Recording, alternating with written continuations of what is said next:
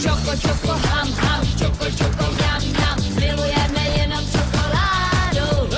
Čoko, čoko, kap, kap, nebuď přece. Chtěli zeptat, ta otázka zní, k jakému zákusku byste přirovnal svoji ženu, nebo partnerku, nebo milenku, k jakému zákusku? Jakému? No, tak Čoko, čoko, ham, ham, čoko, čoko, jam, jam, milujeme jenom čokoládu. Čoko, čoko, kap, kap, nebuď přece. to je těžký, no. Tak jakému zákusku? Já jim asi jahodový dort. Jahodový dort? Asi jo, no. Dort nebo dortík? Dortík spíš, no. Jahodový dortík. No. Bezva, tak jo, děkujeme vám. Ta anketní otázka zní, máte nějakou partnerku? Manželku? Jo? Tak ta otázka zní, k jakému zákusku byste svoji ženu přirovnal? Já? Čoko, čoko, ham, ham, čoko, čoko, jam, jam, milujeme jenom čokoládu. Čoko, čoko, kap, kap, nebuď přece. Nejvíc čokoládovým zákusku, co je. Čokoládovým zákusku. Jako je to jedno, jaký zákusek, jako jestli dortík nebo Ne, prostě ne. cokoliv čokoládového. No, maximálně čokoládový. Dobře, tak jo, to je všechno. Děkujeme moc, jste moc hodný. dobře. Hezký den. Partnerku, No, já manželku, jsem ženatý. bezvadný. Tak naše anketní otázka zní, k jakému zákusku byste svoji ženu přirovnal? No, spíš jídlo. My potřebujeme zákusek. No, tak sakra. Já mám rád. Nebo něco sladkého, nemusí být přímo zákusek, může to být klidně nějaké sladké pečivo, ale něco jako sladkého. Tak když už, tak Čoko, čoko, ham, ham, čoko, čoko, jam, jam, milujeme jenom čokoládu. Čoko, čoko, kap, kap, nebuď přece. spíš ten vídeňský dort. Vídeňský dort No. se šlehačkou. Ne, bez lehačky. Čokoládu. A bývala se šlehačkou. Bývala se šlehačkou. Je vždycky se slehačkou. A teď už bez šlehačky. Ne, vždycky se slehačkou. Jo, takže- Ale já mám rád takhle, když je bez. Dobře, díky moc. Hezký A den. jsem ženatý 25 let. To znamená, že V nějakém i stavu. tancu. Pracovnom alebo... Ne, osobnom. No, som. Tak to je v pořádku. Takže, kdybyste byl tak hodný a pokusil se nám odpovědět na otázku, k jakému zákusku byste přirovnal svoji partnerku?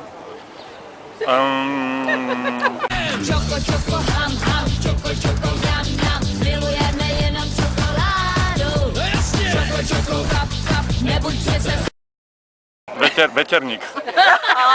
Čokoládový a nebo světlý. Ano, aj. Je to jedno. Ano, aj. Dobře, tak jo. Děkujeme pěkně. Stejná otázka. Jo. K jakému zákusku byste přirovnal svoji partnerku? Zákusov. Určitě ve vás vyvolává nějaké sladké chutě. Čoko, čoko, ham, ham, čoko, čoko, jam, jam, milujeme jenom čokoládu. Čoko, čoko, kap, kap, nebuď přece.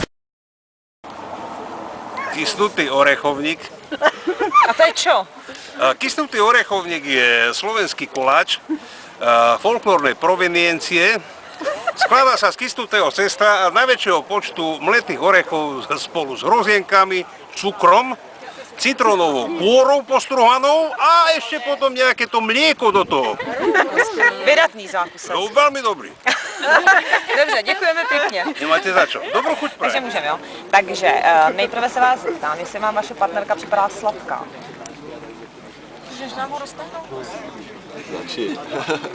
Nepřipadá sladká. Jak jako sladká? To je těžký. Dobře, tak nebudem to rozvádět, teď jsem vás jenom jako namotivovala, navnadila a ta skutečná otázka zní, k jakému zákusku byste svoji partnerku přirovnali?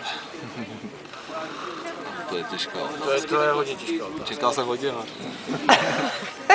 Tak cukrárně jste určitě někde byli. Do cukráren moc nechodím.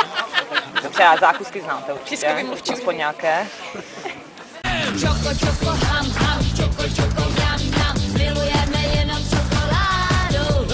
Čoko, čoko, kap, kap, nebuď přece. Takže představte si cukrárnu a svoji partnerku, chutě, No tak které... mám rád špičku, tak asi tu špičku. dobře. To sebral, no, takže já jsem měl na mysli taky špičku, tak řeknu Sachrův dort. Sachrdort a vymyslíte koněkovou špičku. Potřebujeme se zeptat na jednu věc, ke které je ale potřeba, jestli máte nějakou partnerku vedle sebe v životě. Manželku, přítelkyni nebo milenku, nebo je to úplně jedno, prostě nějakou Jako momentálně? ženu. No, momentálně. Momentálně žádnou stolici nemám, to je blbý, co? Dobře, a tak máte někoho, na koho si ještě vzpomínáte? Jistě. Tak od toho se můžeme odpíchnout, ano. Tak naše otázka zní, k jakému zákusku byste tady tu svoji partnerku přirovnal? Zákusku? Partnerka na stálo má být přirovnávaná k zákusku? No, tak jde o tu sladkost té ženy, že jo, o nějaké chutě a věmy, které ve vás vyvolává. Čoko, čoko, ham, ham, čoko, čoko, jam, jam, milujeme jenom čokoládu. Čoko, čoko, kap, kap, nebuď přece Tak třeba broskvové řezy. Tak to je ale hodně originální odpověď, to ještě vůbec nikdo neuvedl takovýhle typ zákusku, bezvadný. To se ode mě nechali čekat. Dobře, natolik vás ještě neznám. Dobře, tak jo, to je všechno, děkujeme moc. Zákusku byste svoji sladkou ženu přirovnal. čoko, čoko, ham, ham, čoko, čoko, jam, jam, milujeme jenom čokoládu. Čoko, čoko, kap, kap, nebuď přece Medovníku, dobře, to je všechno, děkujeme. Jakému zákusku byste jí přirovnal? čoko, čoko, ham, ham, čoko, čoko, jam, jam, milujeme jenom čokoládu. Čoko, čoko, kap, kap, nebuď přece srap, srap, dej si. No asi k tiramisu. K tiramisu. Dobře, K sladkýmu. dobře, a to je všechno, děkujeme moc. Pohodě. Čoko, čoko, ham, ham, čoko, čoko, jam, jam, milujeme jenom čokoládu. Čoko, čoko, kap, kap, nebuď přece